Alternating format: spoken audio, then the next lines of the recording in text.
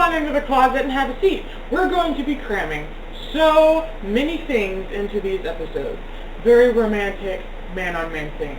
And everything's going to fit, too. We're kind of like the reverse homoerotic version of that bag in Mary Poppins. You know, she takes out a lamp, we put in gay love stories.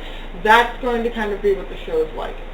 And I started this project because there's a group of people out there who are absolutely convinced beyond the shadow of a doubt that Kirk and Spock from the original Star Trek series were just friends. And that's kind of weird to think about, but nevertheless, these people are out there. So I started the show to kind of clear up that little misconception, because they weren't so much just friends as they were completely batshit insane, totally in love with each other. Now, if you don't believe me when I say that they were crazy, batshit insane, totally in love with each other, then stay tuned. Stay tuned, because I've got some things here that you might find a little interesting.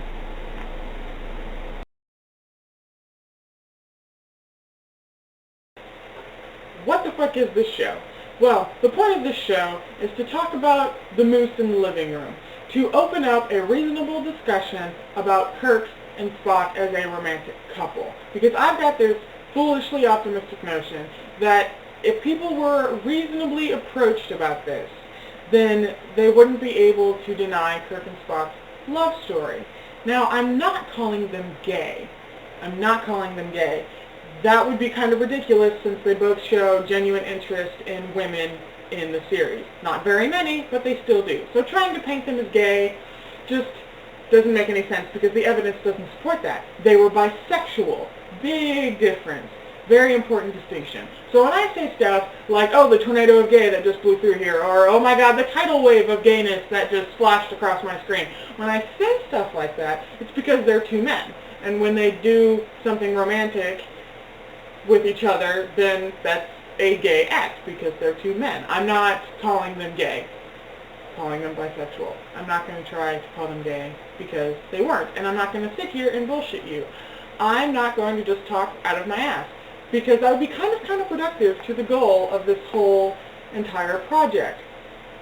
So again, when I say stuff like, now we're going to talk about how Kirk actually wasn't as big a playboy as everybody thinks he is, I'm going to have reasons and evidence that support that claim. Because I didn't make any of this stuff up. I wish I could have made some of this stuff. Well, I wish I could have made some of this stuff up. But the great thing is that I didn't have to. Gene Roddenberry did it for me. And I'm just pointing it out and discussing it. Because I don't love Kirk and Spock and therefore create evidence. I love Kirk and Spock because of the evidence that's already there. And that's why I'm here. And that's why the show exists.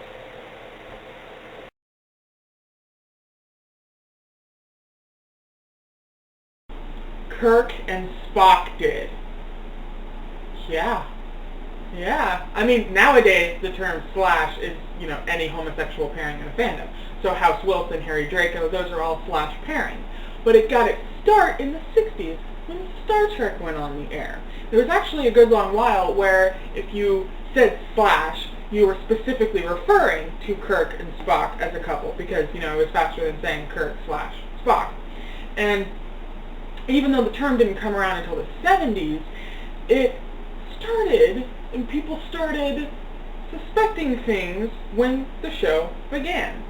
Something about the way that Kirk and Spock interacted made people sit up and go, hey boys, love much? And that said something. That really, really said something, because it's not like how it is today. Today, we question everyone's sexuality at the drop of a hat. We are hyper aware that people could be gay, bisexual, straight. We're just really, really aware of it now as a society. But back then, it wasn't even part of anybody's daily thought process. It was not on their radar at all. When Elton John came out of the closet, everyone was genuinely shocked. I mean, we look back now and we go, fucking duh. But back then, it just wasn't what people thought about. If you were in the public eye, you were presumed straight without even thinking about it. Like it wasn't even a question. It never even came up. And so the fact that Slash started at this point in time in American history is really, really telling, because that doesn't just happen. And I can't really go into all the details in this episode, but If you go to Wikipedia and you search Kirk/Spock, there's some very, very interesting information. And yes, it actually is true.